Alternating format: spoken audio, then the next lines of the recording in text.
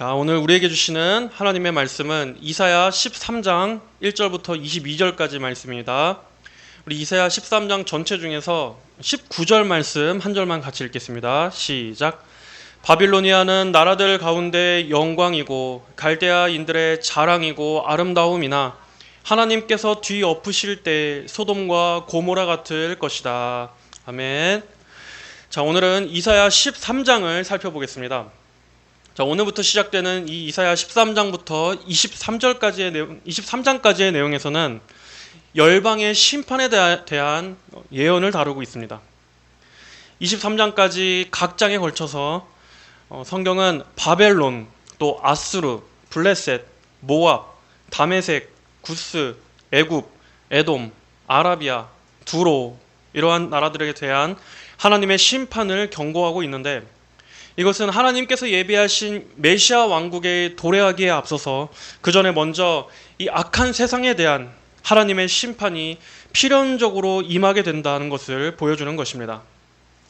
그러므로 여기에 나와 있는 이 역사에 실존했던 나라들의 패망을 통해서 우리는 장래에 하나님을 대적하는 이 불신의 세상이 죄악으로 오염되고 또 악이 가득 찬 이 세상 모든 것들에 반드시 하나님의 심판이 임한다 하는 것을 봐야 하는 것입니다. 이 열방 중에서도 가장 먼저 바벨론에 대한 심판이 경고되고 있습니다. 바벨론이야말로 이 성경 전체 내에서 교만과 악을 상징하는 나라이기 때문입니다.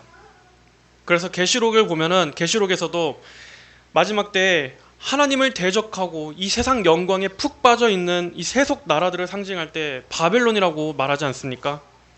결국에 그 바벨론은 마지막 때에 철저하게 무너지고 맙니다. 그렇게 이 바벨론 제국하면 이 세상을 상징하는 대표적인 이름이라고 할 수 있습니다.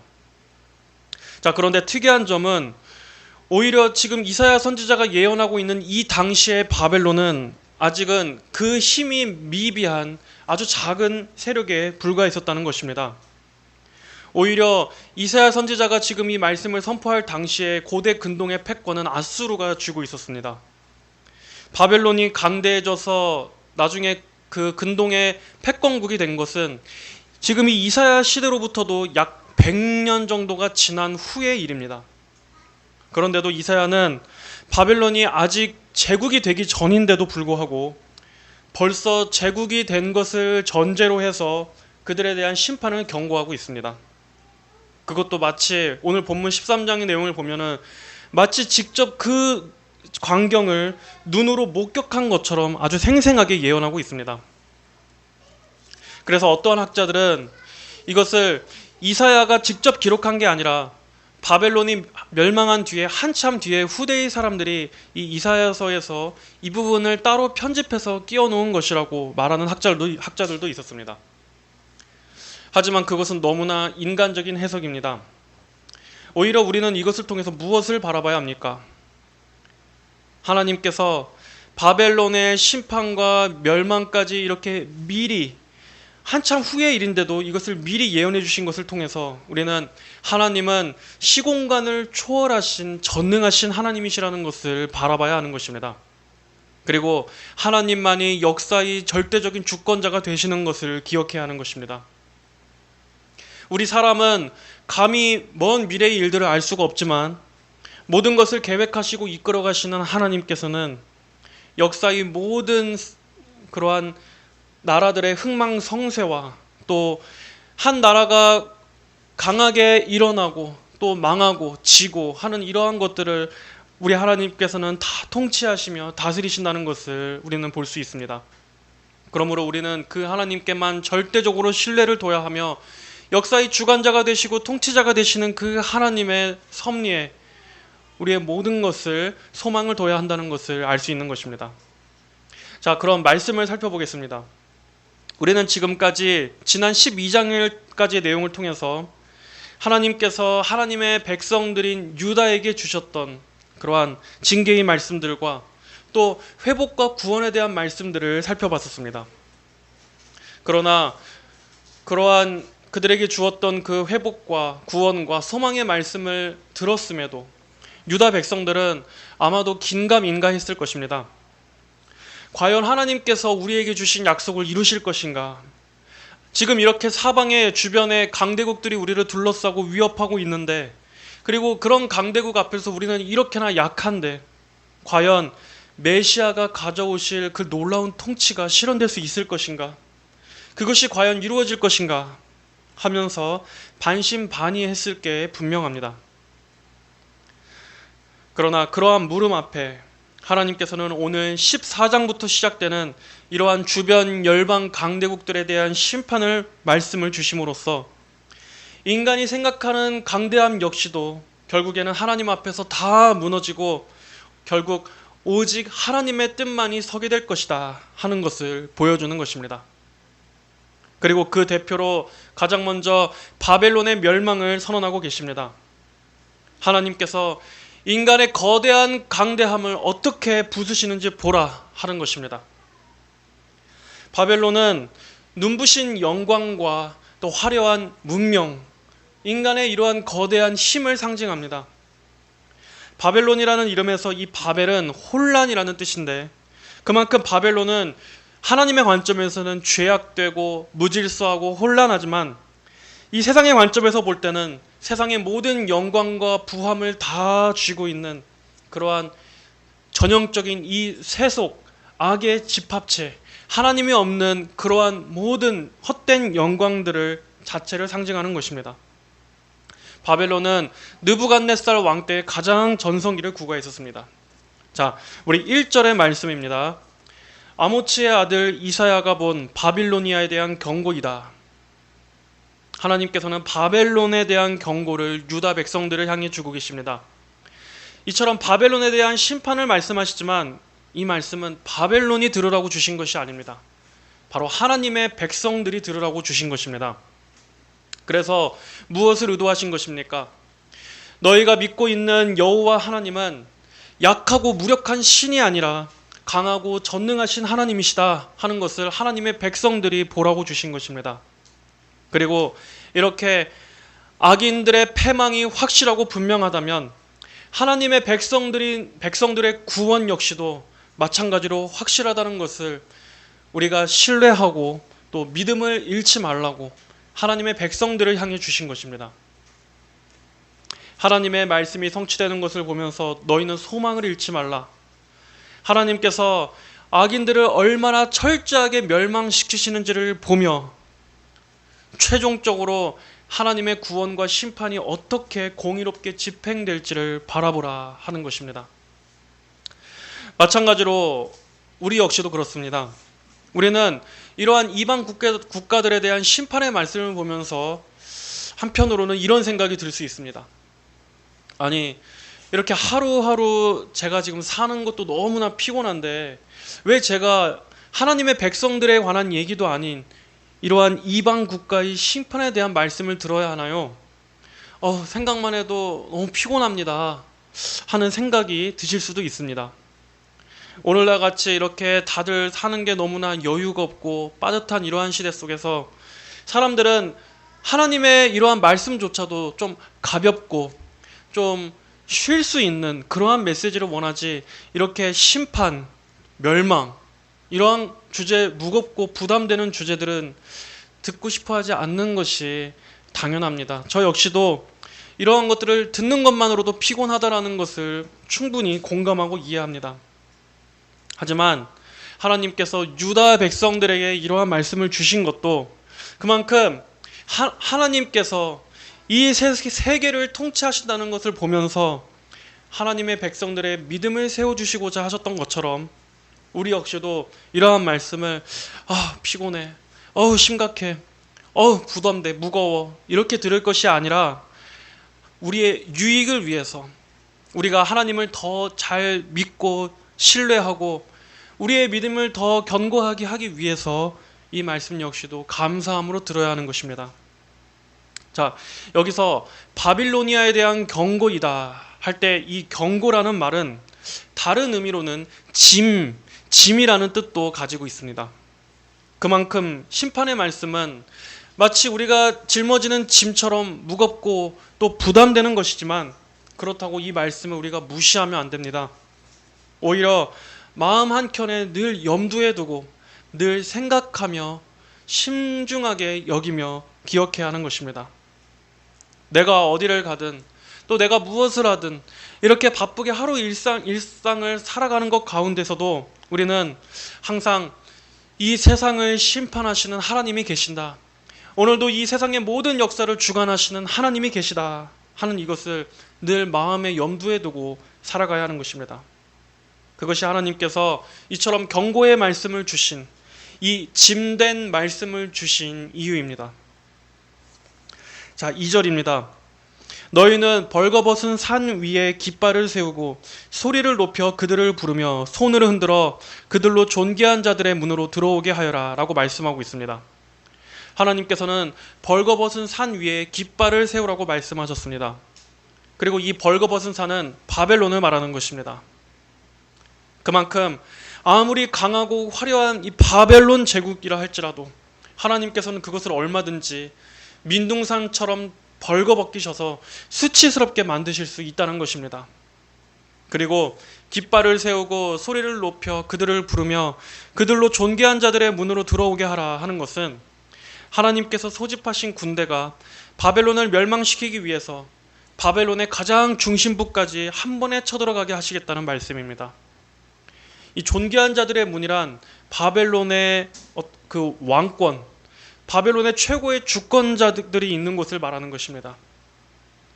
그리고 하나님께서는 이 일을 모든 사람들이 다 볼 수 있도록 만천하에 공개해서 누구라도 이처럼 화려하고 영화로운 바벨론 제국이 어떻게 멸망하게 되는지를 볼 수 있게끔 하시겠다 하는 뜻입니다.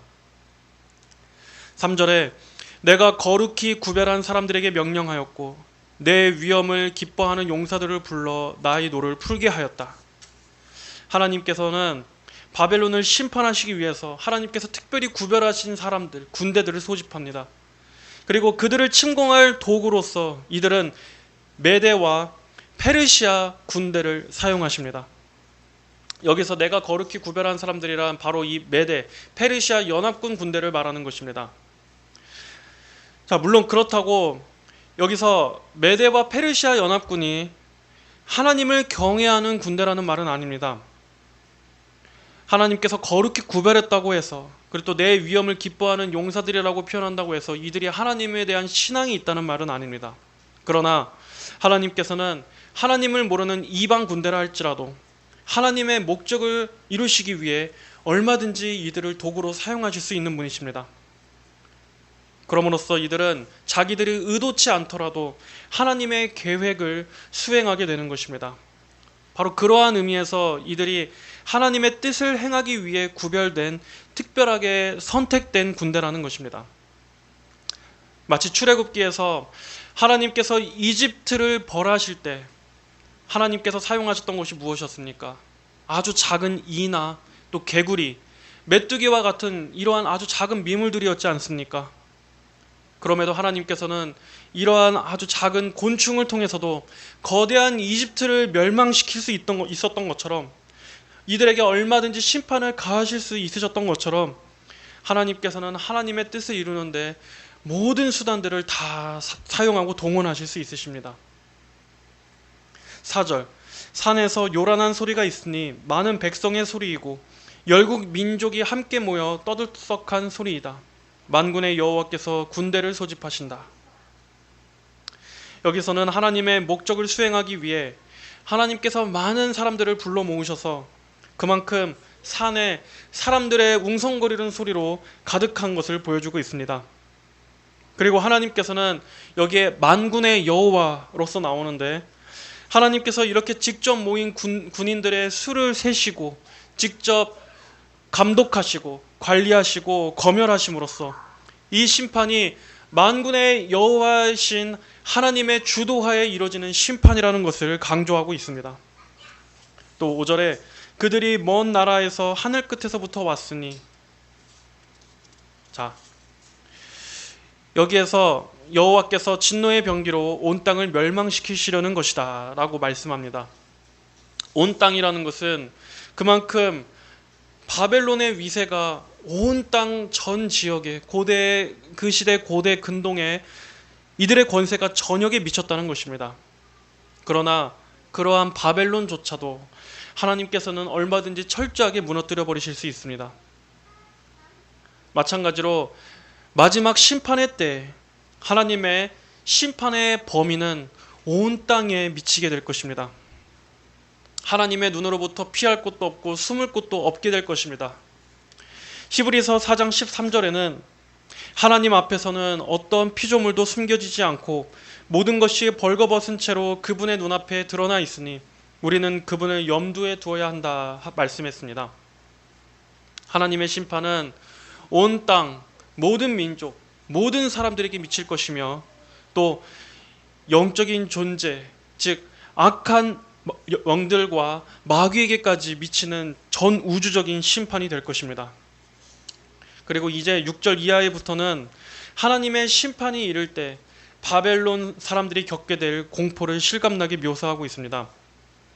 그리고 이것은 물론 1차적으로는 바벨론의 멸망, 역사적으로는 바벨론의 멸망이 되겠지만 이것을 더 종말론적으로 해석하자면 여호와의 날이라고 일컫는 이 마지막 종말, 이 심판의 날에 그때 하나님을 대적하던 모든 악인들의 최후 종말을 연상시키는 말씀이기도 합니다. 6절 말씀을 보겠습니다. 너희는 슬피 울어라. 이는 여호와의 날이 가깝고 전능자로부터 파멸이 오기 때문이다. 너희는 슬피 울어라 라고 말씀합니다. 하나님의 심판에 맞닥뜨리게 될 때 이들이 가장 먼저 취하게 될 태도는 슬피 울고 애곡하는 것입니다. 왜냐하면 여호와의 날이 가까이 오고 있기 때문입니다. 이 날은 하나님께 대해서 맞선 모든 악인들에게 그리고 또 하나님을 끝까지 거부한 악인들에게 다 닥칠 것인데 이미 그날이 되면 이제 더 이상의 소망도 자비도 없기 때문에 슬피 우는 것 외에는 달리 아무것도 할 수 있는 것이 없습니다. 여러분, 어떠한 날이 모든 만민이 애곡하게 되는 날이라는 것을 한번 상상해 보십시오. 모든 사람이 이 하나님의 두려우신 위엄 앞에 슬피 울며 이를 가는 것 외에는 아무것도 할 수 없는 그 절망을 한번 생각해 보십시오. 이 여호와의 날은 하나님의 심판의 날이요 진노의 날입니다. 하나님의 모든 공의, 그분의 가장 두려우신 거룩하신 그 의가 이 땅 가운데 임하는 날입니다. 청교도 스티븐 찬옥은 이렇게 말했습니다. 하나님께서 악인을 분노 가운데 심판하실 때는 뺨을 치는 하나님의 손길 하나하나에 그분의 전능하신 능력을 느끼도록 후려치신다. 너무나 무서운 말씀 아닙니까? 하나님께서 악인들을 그분의 분노 가운데 심판하실 때는 그 악인들의 뺨을 치는 그 하나님의 손길 하나하나마다 하나님의 전능하신 분의 능력을 느끼도록 후려치신다는 말입니다. 이렇게 성경에는 교만한 악인들에 대한 경고가 분명하게 선고되고 있습니다.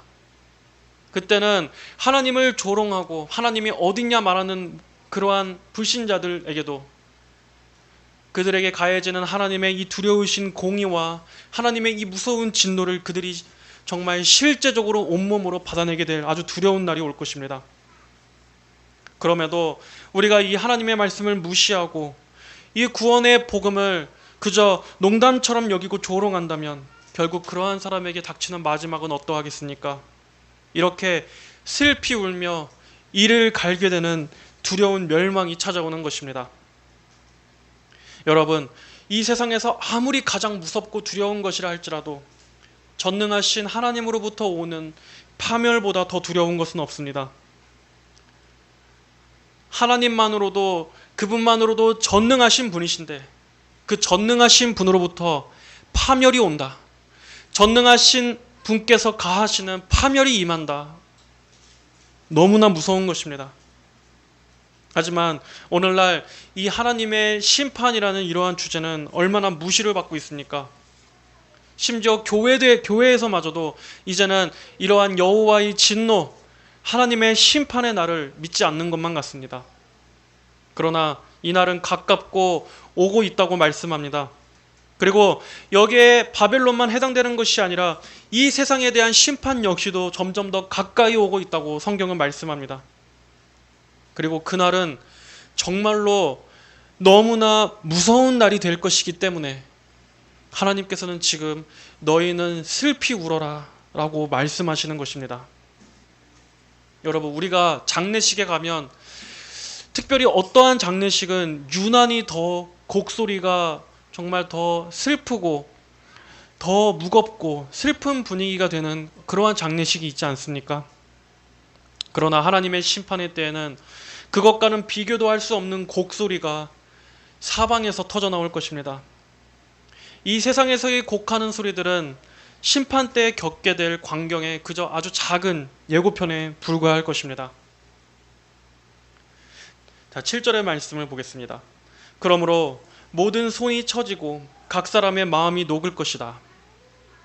사람들의 마음이 공포에 사로잡혀서 완전히 넋을 잃고 마음이 다 풀려져 버린, 마음의 힘을 다 잃어버린 것을 말하는 것입니다. 특히 이 손이라는 것은 어떤 사람의 권세, 권력을 의미하는 것입니다. 그래서 우리가 보통 권력을 행사한다 하는 것을 말할 때 손을 쓰다, 좀 손 좀 써주십시오, 뭐 이런 식으로 말하지 않습니까? 그러나 모든 손이 처지고 각 사람의 마음이 녹아질 것입니다. 심판의 날에는 인간이 그토록 자부하던 권세도, 이 땅에서의 권력도 하나님 앞에서는 하나도 덧없게 될 것입니다. 하나님의 심판 앞에서 아무런 힘도 못 쓰고 아무 소용이 없게 될 것입니다. 마치 우리가 거대한 자연재해 앞에서 인간은 아무것도 할 수 없는 것처럼, 그리고 또 우리에게 찾아오는 죽음 앞에 인간이 철저하게 무력한 것처럼 그 모든 것들을 만드시고 그것들보다 높이 계시는 하나님 앞에, 그분의 심판 앞에 맞닥뜨리게 될 때 악인들은 마치 마음이 물에 녹아져 버리듯이, 풀어져 버리듯이 완전히 자포자기해서 아무것도 할 수 없게 될 것입니다. 다니엘서에서 벨사살 왕이 이 허공에 갑자기 손가락이 나타나서 이 하나님의 메시지를, 글씨를 쓰는 것을 보고 그가 어떻게 되었습니까? 그 앞에서 그 벨사살 왕이라고 하는 그 큰 권세자가 두 무릎이 이렇게 부딪힐 정도로, 무릎을 달달달달 떨 정도로 벌벌 떨면서 겁을 먹었지 않습니까? 그만큼 우리 인간이 너무나 압도적인 공포 앞에서는 정말 이 문자 그대로 마음이 완전히 녹아져 내리는 것입니다. 이가 덜덜덜 떨리고 두 무릎이 탁탁 부딪히면서 벌벌 떠는 것과 같은 엄청난 공포로 인해서 이 세상에 그 어떠한 담대한 사람도, 어떠한 용감한 사람도 그 마음이 다 마비돼서 아무것도 할 수 없게 될 것이라는 뜻입니다. 바로 여호와의 날에 모든 손과 마음이 그렇게 된다는 것입니다. 그들이 실망하고 비통과 슬픔에 사로잡힐 것이며 해산하는 여자처럼 고통을 당할 것이다. 그들이 놀라서 서로를 쳐다볼 것이니 그들의 얼굴이 불꽃처럼 달아오를 것이다. 너무나 후회되고 너무나 고통스럽고 너무나 두렵고 너무나 수치스러워서 어찌할 바를 몰라 얼굴이 울그락불그락거리는 그러한 상황이 된다라는 것입니다. 정말 어찌할 바를 몰라서, 그리고 지나간 나의 삶들에 대한 후회가 밀려와서, 하지만 그럼에도 이제는 너무나 늦어버렸기 때문에 도저히 방법이 없는 그러한 당혹감 때문에 얼굴이 붉어지게 될 것이라는 것입니다. 9절에 보아라, 여호와의 날이 올 것이다. 자, 보아라. 여기서는 보아라라는 말을 사용함으로써 이렇게 모든 이가 하나님의 심판을 가볍게 여기지 못하도록 주의를 집중시키고 있습니다. 분노와 진노의 날이고 잔혹한 날이니 주께서 그 땅을 황폐케 하시고 그 땅의 죄인들을 멸절하실 것이다. 분노와 진노의 날, 그리고 잔혹한 날, 이 날이 누구로부터 오는 것입니까? 바로 하나님으로부터 오는 것입니다. 여호와의 날, 여호와 하나님께서 이 날을 보내시는 것입니다. 여러분, 우리는 하나님의 사랑도 말해야 하지만 동시에 이 하나님의 공의, 이 하나님의 두려우신 진노 역시도 전해야 합니다. 하나님께서는 사랑의 하나님이시기도 하지만 동시에 그분은 분명히 공의의 하나님이시기도 하기 때문입니다. 그리고 하나님의 진노와 분노에 대해서 알아야 이 세상에 하나님을 이처럼 쉽게 마음대로 조롱할 수가 없게 됩니다. 왜 지금 이 시대에서 하나님이 이렇게 조롱을 받으시게 되었습니까? 왜 사람들이 하나님에 대한 두려움이 조금이라도 없는 시대가 되어버렸습니까? 그것은 교회에서마저도 이제는 하나님의 진노에 대해서 말하지 않기 때문입니다. 그래서 교회에 다니는 사람들부터, 이미 이렇게 말씀을 듣고 있는 사람들부터 하나님에 대한 경외가 사라지고, 또 그러한 사람들이 이 세상에서 나가서 마치 하나님이 없는 것처럼 살아가는 것을 이 세상 불신자들이 보면서 세상 역시도 하나님을 두려워하지 않게 되는 것입니다. 교회에 다니면서 하나님이 있다고 믿는 저 사람들조차도 저렇게 하나님이 없는 것처럼 행동하는 걸 보니까 하나님이란 존재는 없는 것이구나. 정말 하나님은 정말 없나 보다. 그리고 이러한 생각을 조장한 것이 바로 교회입니다. 교회 안에서부터 시작된 것입니다. 물론 세상은 원래부터 하나님을 우습게 여긴 것은 맞습니다.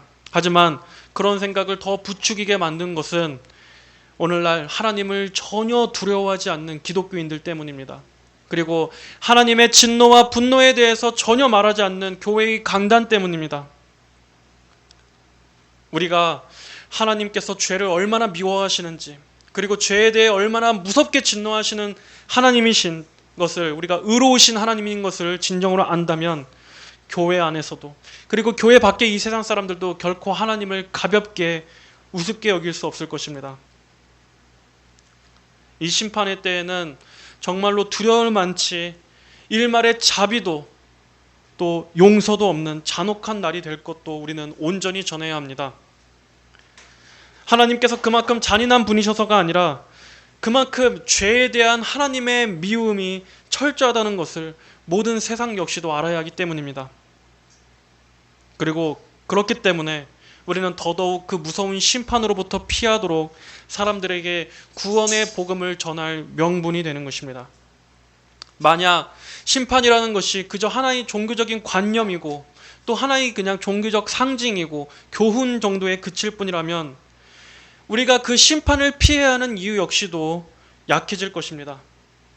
그저 심판이 그냥 하나의 좋은 교훈을 이끌어내기 위한 하나의 상징일 뿐이라면 우리가 이처럼 사람들로 하여금 저 무서운 심판으로부터 피하라고 간절하게 전할 필요가 뭐가 있겠습니까? 그러나 여러분, 심판은 실제입니다. 이 여호와의 날은 반드시 분명히 올 것입니다. 그렇기 때문에 우리는 모든 세상 사람들에게 닥칠 이 실제적인 문제 앞에서 더욱더 실제적인 이 구원의 메시지를 담대하게 말해야 하는 것입니다. 우리가 정말로 진정으로 영혼의 구원을 위한다라면 마땅히 그래야 하는 것입니다. 로버트 맥체인 목사님은 말했습니다. 잘 들어보십시오. 우리 사역자들이 여러분을 지금보다 더 사랑한다면 우리는 더욱더 자주자주 지옥에 대해 말할 것입니다. 우리가 만약 지옥으로 떨어질 게 뻔한 이들에게 지옥에 관한 경고를 게을리한다면 우리는 여러분을 사랑하지 않는 사람들입니다. 그러므로 사랑하는 마음에서 우러나오는 경고들을 절대 명심하십시오. 맥체인 목사님은 이렇게 말했습니다. 그러므로 여러분, 이러한 심판에 대한 말씀, 그리고 지옥에 대한 경고, 그리고 하나님을 대충 믿어도 안일하게 믿고 나태하게 믿어도 그러한 것들을 괜찮다고 다독여주는 그런 것들에 경고하지 않는 것은 오히려 여러분을 망하게 하는 것입니다. 반면에 심판에 대한, 그리고 지옥에 대한 멸망을 피해서 그리스도께로 속히 피하라고 하는 이러한 말씀은 오히려 여러분을 살리고 건지는 말이 될 것입니다. 참된 신앙은, 그리고 참된 신자는 이러한 지옥과 심판에 관한 설교에서조차도 하나님의 은혜와 자비를 감사하게 여기게 되어 있습니다. 듣기 불편하고 무겁게 불쾌하게 여기는 것이 아니라 오히려 그렇기 때문에 더 하나님을 잘 믿어야겠다. 내가 정말 평생토록 하나님 안에 거해야겠다. 내가 속히 하나님께로 피해야겠다. 하나님을 더 사랑해야겠다 하는 이러한 생각으로 받아들이는 것입니다. 주께서 그 땅을 황폐케 하시고 그 땅의 죄인들을 멸절하실 것이다. 그 땅의 죄인들을 멸절하실 것이다. 죄인들. 자, 여러분, 죄란 무엇입니까? 죄란 히브리어 원어의 의미에서 관역을 벗어난다라는 뜻입니다. 하나님께서는 지금 이 땅에서 하나님께서 창조하신 그 목적대로 살지 않는, 즉 하나님을 영화롭게 하고 우리가 하나님을 영원토록 즐거워하기 위해 존재하고 이러한 목적을 위해 지음받은 이러한 사람의 제일 되는 목적대로 살지 않는 관역을 벗어난 모든 이들에 대해 하나님은 그러한 이들을 멸절하실 날이 올 것이라고 말씀하고 있습니다. 우리는 이것을 절대로 가볍게 여기지 말아야 하는 것입니다. 이 땅의 모든 관역을 벗어난 죄인들을 하나님께서 멸절하실 날들이 온다. 자, 10절의 말씀입니다. 하늘의 별들과 그 별무리들이 빛을 발하지 않으며 해가 떠도 어둡고 달이 떠도 그 빛이 비치지 않을 것이다. 마지막 심판의 날의 광경에는 이러한 날이 일어날 것입니다. 해와 달과 별과 같은 이러한 빛나는 광명체들이 다 빛이 꺼지고 온 세상이 캄캄한 흑암에 처하게 될 것입니다. 여러분, 빛이 꺼진다 하는 것은 이 영적인 의미에서는 하나님의 은혜와 축복이 거두어진다라는 것을 의미하기도 합니다. 예수님께서 십자가에 달리셨을 때 하늘이 어땠습니까? 밝은 한낮이었음에도 불구하고 하늘의 빛이 완전히 가려지고 온 사방에 어둠이 임했다고 성경은 기록하고 있습니다. 이렇게 빛이 거두어지고 또 어둠이 내리는 것을 통해 죄악된 세상에 대한 하나님의 진노가 얼마나 무서운 것인지를 더 실감나게 우리가 이해할 수 있도록 드러내는 것입니다. 또한 해와 별들이 빛이 꺼진다 하는 것을 또 다른 의미로는 고대로부터 해와 달과 별들, 이러한 것들은 이 인간의 오래된 우상 숭배의 형태였습니다. 사람들은 하늘에 있는 해나 달과 별들을 마치 신처럼 섬기면서 거기에다가 소원을 빌고 또 염원을 빌고 또 그것들로 점을 치고 하는 것들을 계속해 왔습니다. 오늘날까지도 이러한 우상 숭배는 계속되고 있지 않습니까?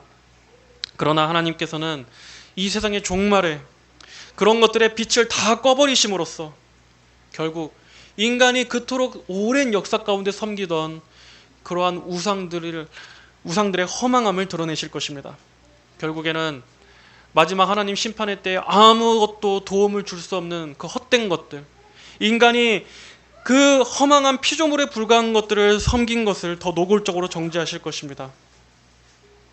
여러분, 지금은 하나님께서 이 세상의 사람들에게 적어도 정말 이 빛 가운데로 부르시고 계시는, 아직은 소망이 있는 그러한 은혜의 때입니다.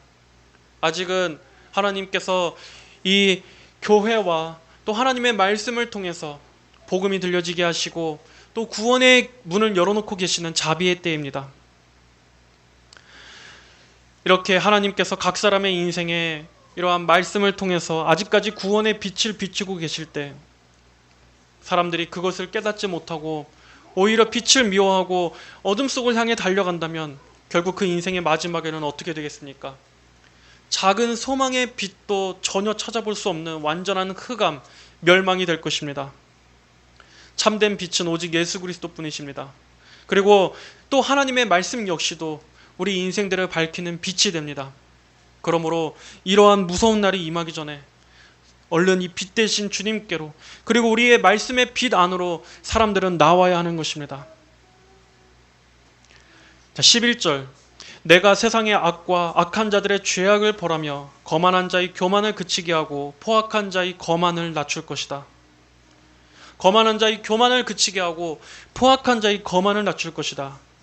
이렇게 높아진 인간의 교만과 그 자아와 그 욕심, 그 거만, 이러한 것들을 낮추시는 것이야말로 우리 하나님의 전문입니다. 심판의 가장 중요한 핵심 키워드는 무엇입니까? 바로 교만입니다. 왜 사람들이 하나님을 믿지 않는 것입니까? 왜 사람들이 구원을 시시하게 여깁니까? 그리고 왜 하나님의 말씀도 우습게 여깁니까?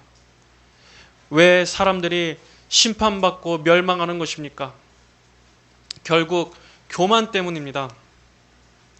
인간이 그 뿌리 깊은 본성에서부터 교만하기 때문에 하나님 앞에 스스로를 굽히기를 싫어하는 것입니다. 하나님보다 내 자아를 더 높이고 하나님보다 내가 더 높아지고, 이렇게 인류 역사상 모든 사람들은 자기의 자아가 나의 하나님이기 때문에 그런 것입니다. 어떠한 특정한 악인들만이 아니라 하나님을 믿지 않는 모든 사람들 속에는 다 교만이 있는 것입니다. 하나님을 의지하지 않고서도 내 힘으로 얼마든지 살아갈 수 있다고 하는 이 교만. 그러나 하나님께서는 각 사람의 인생의 다양한 일들을 통해서 절대로 그것이 가능하지 않은 상황을 겪게 하십니다. 그럼으로써 우리 인간의 교만을 꺾어버리시는 것입니다. 인간이 얼마나 미약한 존재인지를 철저하게 깨닫게 하셔서 어떠한 이들은 그것을 통해 하나님의 은혜 안으로 들어오게 되고, 또 그럼에도 어떠한 이들은 그러한 많은 경험들, 실패를 통해서도 오히려 하나님의 존재를 전혀 의식하지 않고 더욱더 자기 자신의 고집과 부패함을 쫓아 멸망으로 달려가는, 그렇게 나뉘는 것입니다. 자, 12절 이하를 보겠습니다. 12절 이하의 말씀들을 좀 쭉 읽어보겠습니다. 내가 사람을 순금보다 더 희소하게 할 것이며 사람을 오빌의 순금보다 더 희소하게 할 것이다. 만군의 여호와가 분노하여 맹렬히 진노하는 날에 내가 하늘을 진동시키고 땅을 흔들어 땅이 그 자리에서 떠나게 할 것이다. 그들이 쫓기는 사슴이나 모으는 자 없는 양같이 각자 자기 백성에게로 돌아가며 각자 자기 땅으로 도망할 것이나 눈에 띄는 사람마다 찔릴 것이고 붙잡히는 사람마다 칼에 쓰러질 것이다. 그들의 갓난아이들은 그들이 보는 앞에서 내동댕이 쳐지고 그들의 집은 약탈당할 것이며 그들의 아내들은 추행당할 것이다. 보아라, 내가 은도 귀하게 여기지 않고 금도 좋아하지 않는 메대 사람들을 자극하여 그들을 칠 것이니 그들이 활로 젊은이들을 쏘아 죽이고 태의 열매를 가엾게 여기지 않으며 그들의 눈은 자녀들도 불쌍히 여기지 않는다. 자, 이렇게 무서운 이 전쟁의 참상을 보는 것과 같은 이러한 광경이 묘사되고 있습니다. 이것은 실제로 하나님의 심판이 임하게 될 때 그것이 얼마나 참혹한 것인지를 묘사하고 있는 것입니다. 이렇게 적국의 침략으로 인해서 완전히 초토화되고 아주 철저하게 약탈당하고 짓밟히는 이러한 광경에 비유돼서 지금 묘사되고 있습니다. 자, 사람들이 다 죽어서 살아있는 사람을 우리가 그 희귀한 금을 보는 것보다 더 어렵게 될 것입니다. 그리고 또 그때는 하늘과 땅이 흔들리는 이러한 대격변, 아주 큰 재해가 임하게 될 것입니다. 그리고 사람들 사이에는 큰 혼란과 무질서로 인해서 우왕좌왕하게 될 것이고, 또 아이에서부터 여자에 이르기까지 이러한 정말 잔혹하고 철저한 유린이 이루어지는 일들이 서슴지 않고 벌어질 것입니다. 이 당시에 이러한 전쟁의 침략을 받게 되면 가장 약한 아기들은 이렇게 자루에 씌워진 채로 바위에 내동댕이 쳐서 죽이거나 하는 그러한 일들이 있었습니다. 그리고 여자들 역시도 겁탈을 당하거나 강간을 당하게 되는 아주 이러한 무서운 일들이 있었습니다. 자, 이러한 것들을 봐서도 여기 이 하나님의 목적을 수행하는 이 군대들이 어떤 천사나 또 하나님의 백성들이 아니라는 것을 알 수 있습니다. 왜냐하면 하나님의 군대라면 이렇게 잔인한 일들을 하지는 않을 것이기 때문입니다. 여기서 말씀하는 이것을 수행하는 군대는 메대와 페르시아의 연합군입니다. 이렇게 메대의 군대를 통해서 바벨론이 무너지는 것을 빗대 하나님의 심판날이 이처럼 비참하게 된다는 것을 보여주는 데 목적이 있음을 감안하며 우리는 읽어야 합니다. 중요한 것은 그리고 바벨론이 상징하는 이 불신앙의 세상이 결국에는 이렇게 철저하게 무너지고 패망하게 된다 하는 것입니다. 여기에서 보여지는 이러한 잔혹한 참상들도 하나님께서 이렇게 잔인하고 무자비하고 가혹하신 분이라는 것을 말하는 게 포인트가 아니라, 그만큼 바벨론이 다른 이방 국가들에게 그들이 했던 것처럼, 그들이 이렇게 가혹하고 잔인하게 했던 것처럼 그들 역시도 똑같이 그들이 행한 죄의 대가를 치르게 된다는 것을 보여주는 것입니다. 하나님의 공의로운 심판, 하나님의 복수를 보여주고자 하는 것이 여기에 핵심 내용입니다. 자, 19절 말씀입니다. 바빌로니아는 나라들 가운데 영광이고 갈대아인들의 자랑이고 아름다움이나 하나님께서 뒤엎으실 때 소돔과 고모라 같을 것이다. 이렇게 말씀합니다. 이것이 오늘날 이 세계의 모든 열방들이 들어야 할 말씀입니다. 아무리 이렇게 당대에 화려하고 융성했던 강대국 바벨론 제국조차도 고작 100년을 넘기지 못하고 멸망했다는 것을 아십니까? 이렇게 이 당시에 패권을 주름잡았던 이 거대한 바벨론, 요한계시록에서도 말씀하고 여전히 나오는 이 세상을 상징하는 바벨론이 고작 100년도 못 가고 멸망했었습니다.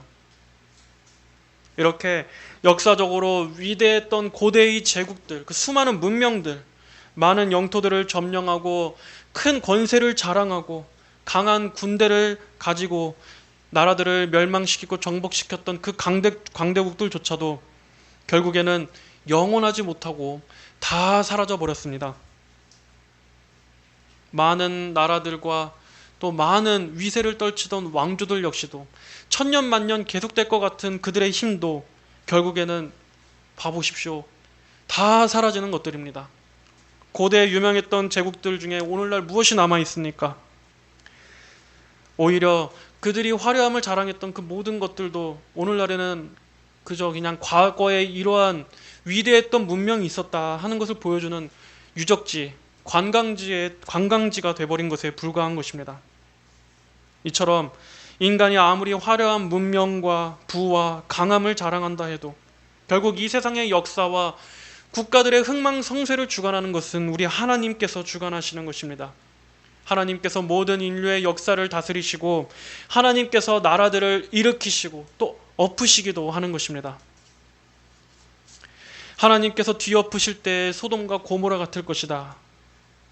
우리는 이 말씀을 통해서 한 나라가 망하고 없어지고 하는 것은 결국에는 죄와 관련되어 있다는 것을 알 수 있습니다. 이 세상의 역사가들은 나라들이 흥하고 망하는 것에 대해서 역사학자의 관점에서 다양한 것들을 원인들을 분석하고 하지만 우리 신앙의 관점에서는 무엇입니까?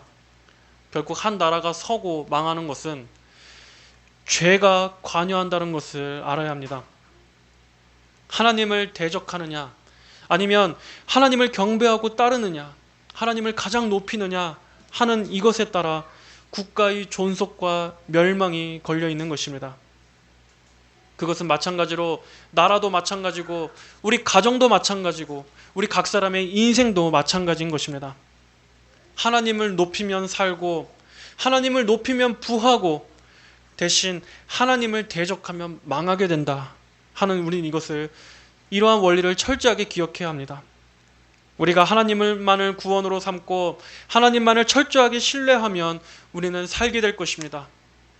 그러나 반대로 하나님을 거스르고 하나님 앞에서 교만한다면 우리는 철저하게 망하게 될 것입니다. 이것이 하나님께서 세상을 다스리시는 원리입니다. 그리고 우리가 이 세상의 영광을 부러워하지 말아야 할 이유도 다 여기에 있는 것입니다. 아무리 대단하고 화려한 문명조차도 결국에는 다 헛되게 사라져 갔습니다. 사람도, 제국도, 위대했던 통치자도, 그리고 그들이 가졌던 힘도, 권세도, 영화도, 생명도 역시 영원한 것은 아무것도 없습니다. 오직 뭐만 영원히 남습니까? 오직 누구만 유일하신 분이십니까? 하나님만이 영원하신 분이십니다. 하나님의 주권만이 영원히 홀로 높으십니다. 하나님으로부터 나온 것만이 영원한 것입니다. 반면에 우리 사람으로부터 나온 것들 중에 영원한 것이란 아무것도 없습니다. 여러분, 이 서두에 이러한 열방들에 대한 심판이 하나님의 백성들의 유익을 위한 것이기도 한다고 말씀드렸습니다. 그러므로 우리는 이러한 고대의 우리랑은 아무런 상관이 없는 이 바벨론 제국의 멸망에 대해 우리는 무엇을 배워야 하겠습니까? 이것은 우리가 진정으로 무엇을 보고 또 어디에 신뢰를 두며 살아야 하는지 그 지혜를 알려주는 것입니다. 하나님께서 이러한 강대국들의 멸망을 선고하신 것은 결국 우리가 하나님과 함께 동행해야지 이 세상의 헛된 영광의 허망함에 눈이 멀어서는 안 되는 것을 말씀해 주는 것입니다. 이 세상의 그 유명한 왕들도, 그 권세자들도, 정치인들도 결국에는 다 사라지고 그들 각자 인생의 종말을 맞이했던 것처럼 이 세상 역시도 끝이 있다. 그리고 결국 모든 이들의 우리 각 개인에 있어서도 마지막 종말의 때가 있다 하는 것을 가르쳐 주시는 것입니다. 그리고 그 모두를 경영하시는 분도 하나님이시요, 그 모든 인생들이 마지막 때에 만나게 될 분도 하나님이시라는 것을 알려주는 것입니다. 하나님께서 이렇게 성경에 분명하게 말씀해 주셨음에도 불구하고, 이렇게나 답이 명쾌하게 분명하게 나왔음에도 불구하고 우리가 하나님께 전념하지 않고 이 세상의 허망한 것들, 이 세상에 그 다 사라질 것들을 손에 쥐려고 그렇게 아둥바둥 한다면 얼마나 어리석은 것이 되겠습니까? 마지막 22절은 이렇게 마무리하고 있습니다. 그 궁궐 안에서는 여우가, 찬란하던 궁전 안에서는 이리들이 울부짖을 것이다. 그때가 가까우며 그날이 지체되지 않을 것이다. 한때 큰 권세를 구가하던 그 왕들이 거한 이 궁전에 이처럼 한낱 들짐승들이 배회하고 그 자리를 차지하게 될 것이다. 얼마나 허무합니까? 그리고 그때가 가까우면 그날이 지체되지 않을 것이다. 이 세상의 화려함이란 결국에는 그 끝이 다 이런 것입니다. 하나님의 영혼의 관점에서 볼 때는 다 별거 없는 것들입니다. 인간들이 쌓은 업적과 영광과 화려함, 그런 것들도 결국에는 다 사라져버리고 이 세상의 쾌락도 사라지고 이 세상 자체도 지나가고 세상 정욕도 다 지나가게 되는 것입니다. 그리고 이 세상에 닥칠 분명한 심판의 때가 가깝고 지체되지 않을 것이다. 결코 하나님의 그 계획된 시간표에서 절대 늦춰지지 않을 것이다 라고 말씀하고 있습니다. 하나님의 말씀은 반드시 성취됩니다. 그리고 우리 각 사람 역시도 이 여호와의 날을 맞게 될 것입니다. 그 날이 오기 전에 죽는 사람은 자신의 죽음 이후에 하나님의 심판대 앞에서, 그리고 살아 생전에 그날을 맞이하게 되는 사람은 살아있는 채로 하나님 앞에 서게 될 것입니다. 그리고 하나님 앞에 준비가 되어 있지 않은 사람은 이 날에 슬피 울게 될 것입니다. 마음이 녹아지게 될 것이고 그 이가 딱딱 부딪히게 될 것이며 두 무릎이 부딪혀 벌벌 떨게 될 것입니다. 그것이 이 날을 맞이하게 될 모든 악인들, 하나님을 거부한 모든 불신앙의 세력들이 겪게 될 실제적인 광경입니다. 그러나 반대로 우리 성도들에게는 어떻습니까? 우리 성도들이 맞이하게 될 여호와의 날이란 어떠한 것입니까? 그 날은 슬픔이 아니라 기쁨과 구원의 날이 될 것입니다. 성도들은 그 날이 영원한 하늘의 영광, 그 영원한 기쁨을 맞이하게 되는 날입니다. 자, 이처럼 이 날에는 하나님을 믿는 구원받은 성도들과 하나님을 끝까지 믿지 않은 채 완악한 불신자들의 최종적인 결말이 완전히 극명하게 나뉘게 될 것입니다. 자, 그러므로 이 말씀을 듣고 아직 그리스도를 영접하지 않은 사람들은 지금 어떠한 태도를 취해야 할 것입니까? 속히 예수님 안으로 들어와야 할 것입니다. 예수님 안으로 피해야 하는 것입니다. 예수 그리스도 안으로 피한다면 그 사람에게는 이제는 여호와의 날이 두렵고 무서운 심판의 날이 아니라 구원의 날이 되는 것입니다. 하나님의 그 영원한 기쁨으로 들어가는 그 영광스러우신 하나님을 기쁨으로 맞이하게 되는 날이 될 것입니다. 여러분, 무엇보다도 여러분 자신의 영혼, 그리고 나 개인의 종말, 과연 나의 마지막은 어떻게 될 것인가 하는 이러한 문제들을 진지하게 생각하십시오. 하나님께서 오늘 여러분에게 이렇게 오늘 하루라는 시간을 주신 것은, 그리고 여러분의 생명을 유지시켜 주시고 계신 것은 지금 남아있는 이 삶이라는 시간 속에서 나의 영혼에 대한 진지하고 깊은 관심을 가지고 하나님께 속히 나와 구원을 얻으라는 그러한 목적을 위해서 여러분에게 생명과 시간을 주고 계신 것입니다. 우리의 마음이 이 세상으로 기울어질 때마다 하나님 없이 세상의 이 모든 영화를 구가한 이러한 거대한 제국들이 멸망한 것을 기억하십시오. 결국에 이 모든 영화들은 사라질 것이고 하나님의 심판이 가까이 오고 있다는 것을 기억하십시오. 그러한 때에 우리의 마음은 더욱더 구원에 관한 것, 그리고 영원에 관한 것, 영적인 것들에 더 많은 관심을 쏟게 될 것입니다. 베드로후서 3장 8절부터 15절의 말씀입니다. 사랑하는 자들아, 주께는 하루가 천년 같고 천년이 하루 같다는 이 한 가지를 잊지 마라. 약속의 주님은 어떤 이들이 더디다고 생각하는 것처럼 더딘 분이 아니시다. 오히려 너희를 위하여 오래 참으시며 아무도 멸망하지 않고 회개에 이르기를 원하신다. 그러나 주님의 날이 도둑같이 올 것이다. 그때 하늘이 큰 소리를 내며 사라지고 물질은 불에 타서 풀어지고 땅과 그 안에 있는 모든 일들이 드러날 것이다. 이 모든 것이 이렇게 풀어질 것이니 너희는 어떠한 사람이 되어야 하겠느냐? 거룩한 행실과 경건함으로 하나님의 날이 임하기를 바라고 간절히 사모하여라. 그날에 하늘들이 불에 타서 풀어지고 물질은 불에 녹아버릴 것이다. 그러나 우리는 주님의 약속대로 의가 거하는 새하늘과 새 땅을 바라본다. 그러므로 사랑하는 자들아, 너희가 이것들을 바라보고 있으니 주님 앞에 점도 없고 흠도 없이 평강 가운데 나타나도록 힘써라. 너희가 이것들을 바라보고 있으니 주님 앞에 점도 없고 흠도 없고 평강 가운데 나타나도록 힘써라. 여러분, 이러한 것을 위해 힘쓰십시오. 여러분의 개인의 영혼, 그리고 이 세상에는 끝이 있다라는 것과, 그리고 나 자신의 인생에 있어서도 언젠가는 끝이 있다라는 것을 늘 기억하시고, 이러한 것들을 깊이 진지하고 신중하게 날마다 염두하며 살아가시기 바랍니다.